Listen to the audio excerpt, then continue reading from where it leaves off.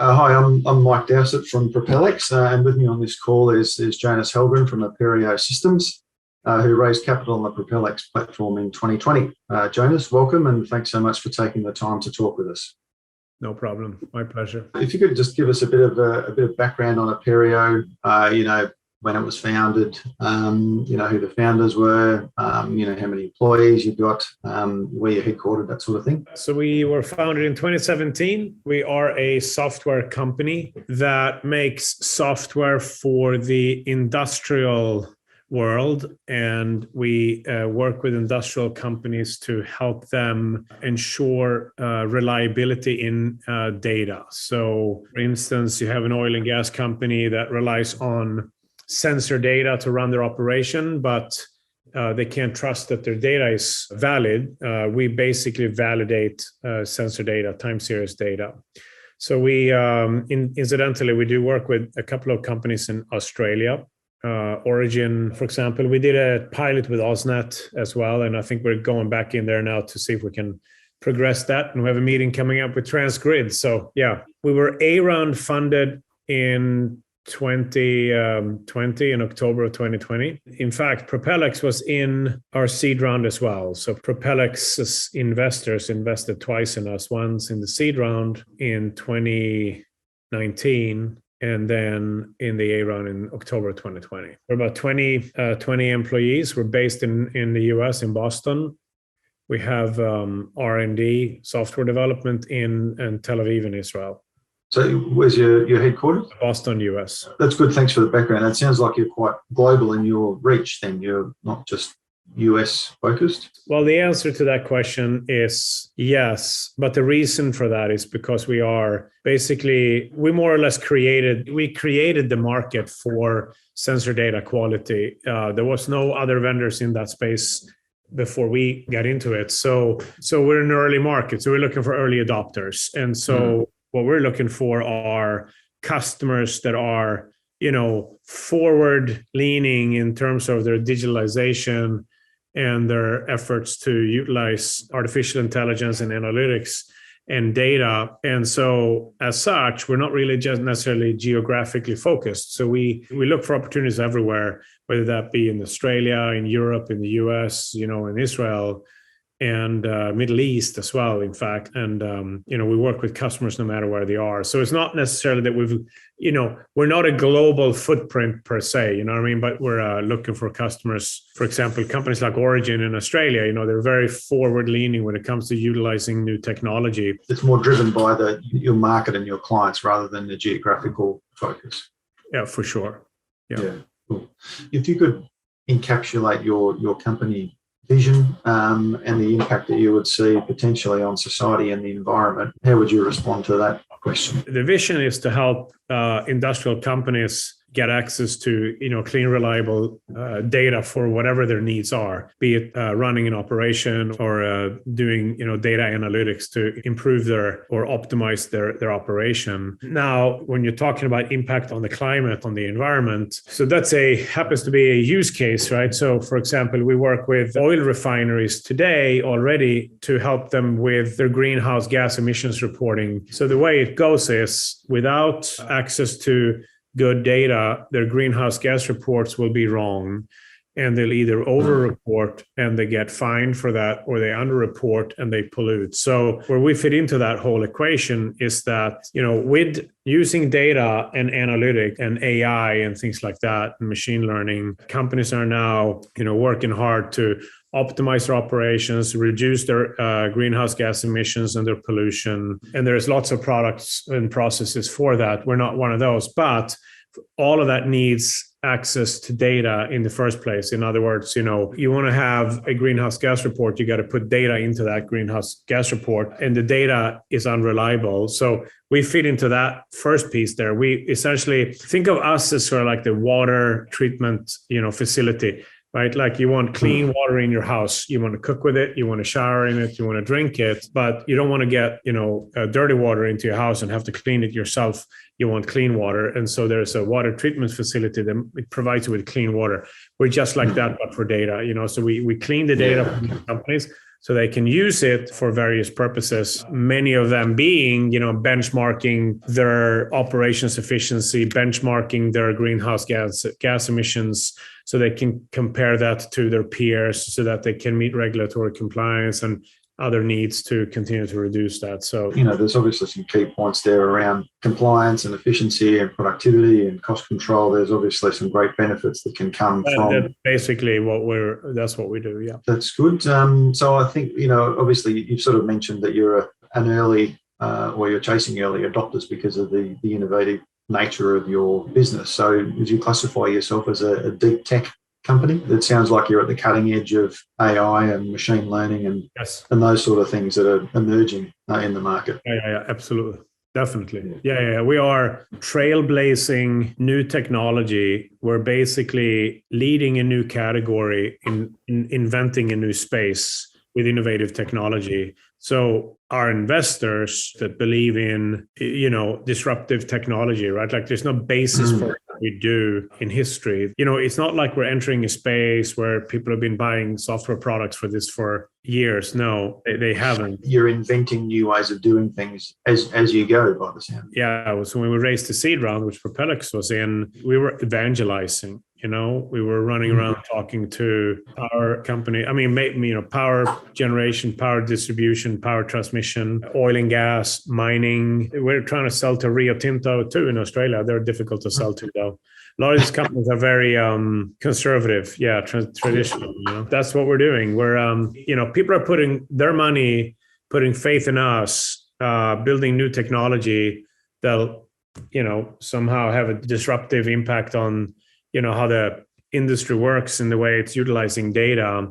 It's a big risk for them, right? But that's why it's a seed round. So it sounds like it's really plugging into the whole, Internet of Things and, the sort of the fourth industrial revolution with, that everything being connected. And I guess the data sets must be pretty mind-blowing in their complexity and their magnitude. It is. I mean, it's simple in concept, but it's a lot of data. So you look at an AusNet, for example, who would be collecting data from maybe between 500,000 and 1 million, sensors in real time. It's the volume of data that's becomes the problem. Thanks for the intro on the company and I guess a description of how you operate and everything else. I'm interested now to dig into a bit of the the capital raising exercise itself. So perhaps if you could just give us you've touched on it already, but a bit of a description of the funding rounds, the investment vehicle, and the type of investors that became involved. Propelix got involved in the seed round.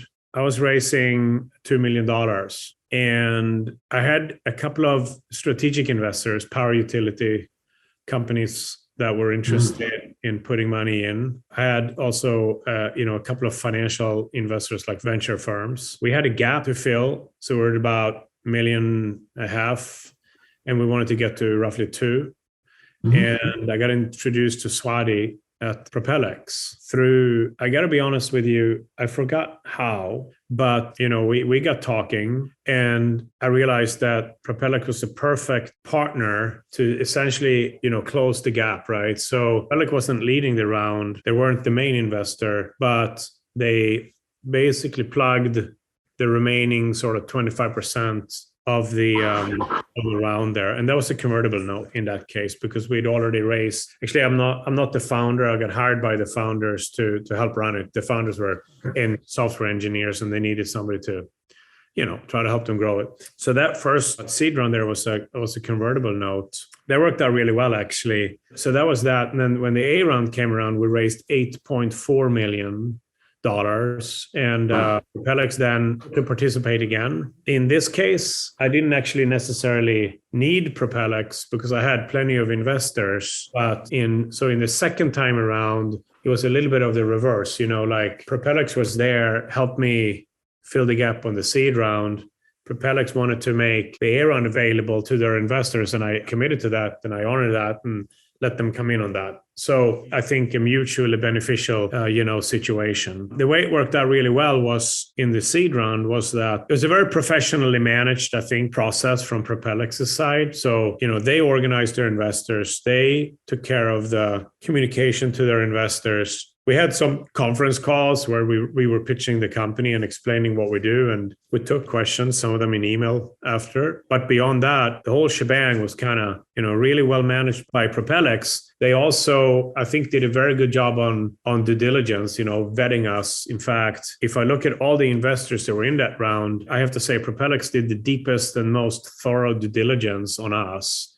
So that showed me that they were serious about it. It showed me that they ran a very tight ship and a well-managed, process. There's very little overhead on me, right, to support that. They're also flexible on terms, right? I mean, they were just basically saying, because we had our terms set. It wasn't like they impacted our terms, and they adapted very well to that. They said, we're open to a price round, we're open to a convertible note. We're not going to have any, and then all their investors were then organized inside an LP, so that ultimately we're looking at one investor, right? So take a bunch of people on the cap table. If it hadn't been that way, I wouldn't been able to, to take what goes with venture and like a lot of noise on the cap table is never a good thing. So they made that also a very clean exercise. And, it's very low maintenance now. There's like twice a year, there's updates to their investors. Oh, that's good. I appreciate you sharing that insight, because I think it's important from a founder's perspective to get an understanding of how that capital raise process can work. And it sounds like it was quite flexible and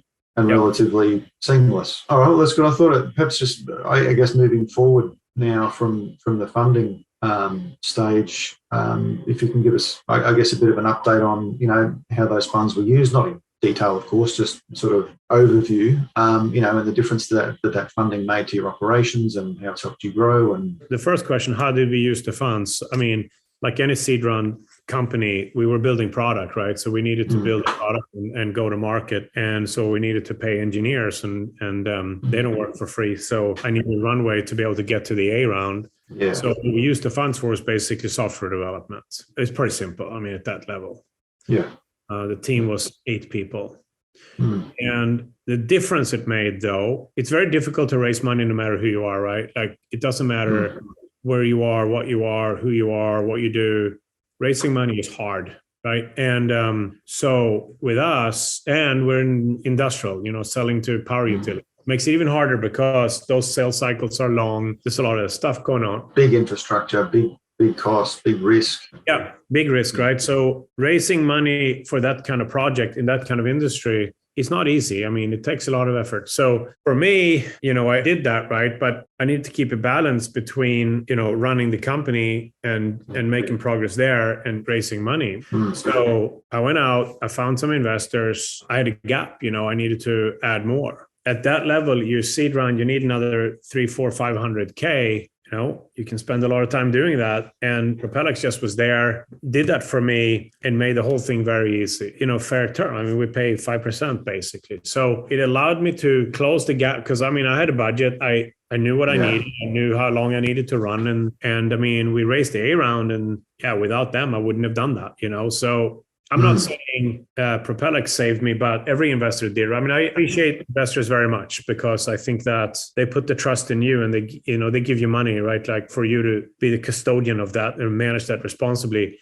I think that if one of those investors would have dropped out, I wouldn't be where I am today. I wouldn't have gotten the A round. So to that end, I think Propellex was instrumental in helping me carry the company to the A round. And then when we got to the A round, we're doing great and we're in good shape. And I paid back by giving then Propellex access to the A round, which I didn't have to. So it was a give and take there, right? It was a win-win situation. But, the impact that Propellex had on me was to help me access funding at a stage of the company in a market where it was really hard to do that. Ton of respect for Swati and the team, just so you know. So what's next for Aperio? What's the future hold? We got that down. We raised the A round. Now we're executing. We're getting customers. We're signing deals. We're going to go out raising money in a bit again to keep growing the company. So it sounds like you're hitting your goals. We're a startup, so it's always mission impossible.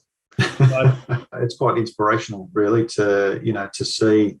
And to hear you share that story of how it all started, from an idea and really putting in the hard work early on with a dedicated team, and to see it coming to fruition is fantastic. That's what I do. That's what I love to do. And, it's a partnership, right? Like between the entrepreneurs, the investors, the board. I pay a lot of attention to that. I think that I talk to Propelix often because I want to give them updates. I want to make sure that they're, in the loop and part of the whole journey because they invested in us, right? And so, see, the whole thing is, you can't do it without, you need all of those components for it to work, right? We put in the sweat equity every day and others put in the money to make it possible.